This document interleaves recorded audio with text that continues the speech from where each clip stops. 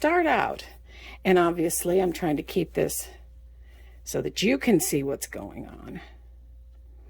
So I'm going to do one of the increasing plaits again.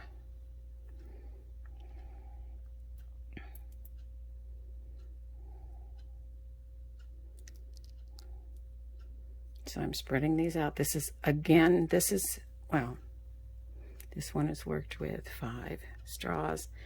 We will be making a 4-cornered plait. So I always start down here, this one. So I'm going to go over the next 2. I got to hold it away, sorry, because of the length of the straws. I'm going to give this a turn with my fingers. And since I went over 2, and you can't tell what you're doing when you start because the straws are so thin, but you go on as you plan on continuing, and it'll soon form into a square. So over the next 2, back up 1, bend that one where you want it to bend, take it over the next 2.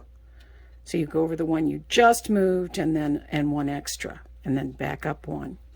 And after you've done this 4 times, you're going to start to see a small square forming. So I'm going to bring this up slowly. Oh yeah, so this is such small. But see how that's starting to form a square? I just went around once. So when I do this one, this has got to go underneath and then over the top and lay alongside, and you'll see much more of a square, or you should. So back down again, so I've got more room.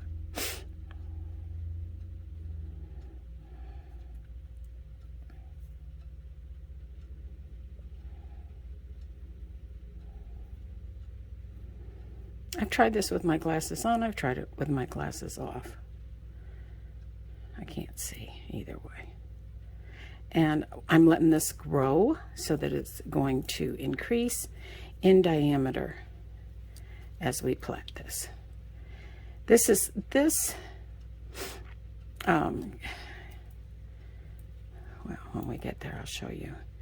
You can make a little hanging basket out of this with the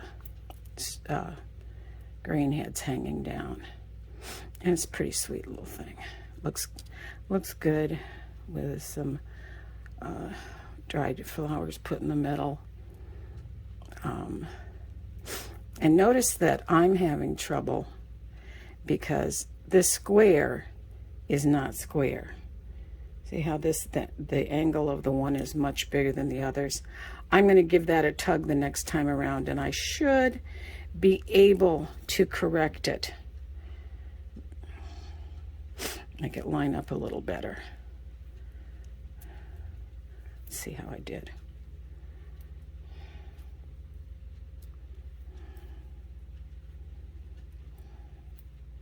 Getting excited, it's almost time for my nap. It's a rainy day. You might be able to hear the rain. It helps me to put my thumb nail actually right where I'm going to be bending this one. So I bring this around and then I pull it up and over, and it hasn't slipped at all because I've got my thumb holding the other 2 pieces in place. So it's getting a little fatter now. You can see it spirals as it goes. Isn't it cool? Isn't it just awesome? I love this one. All right.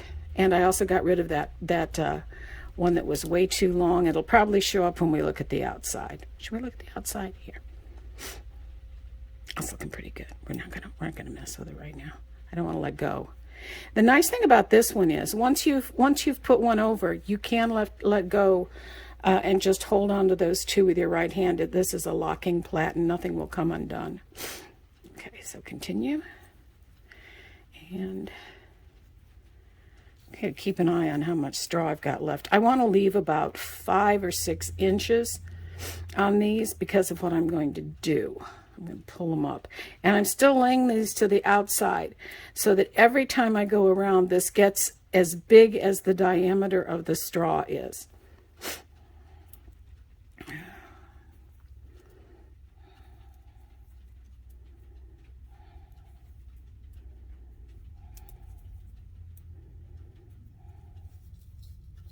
Okay, a couple more rounds, I think. That's all I'm going to be able to do.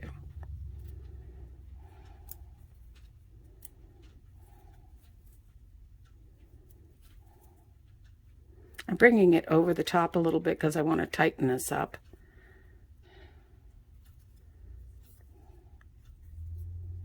I'm going to pause and get a ruler and see how long I am. Here's the ruler. My lengths are now 5 and 6 inches. So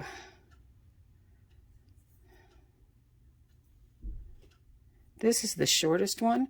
I think I'm going to go around one more because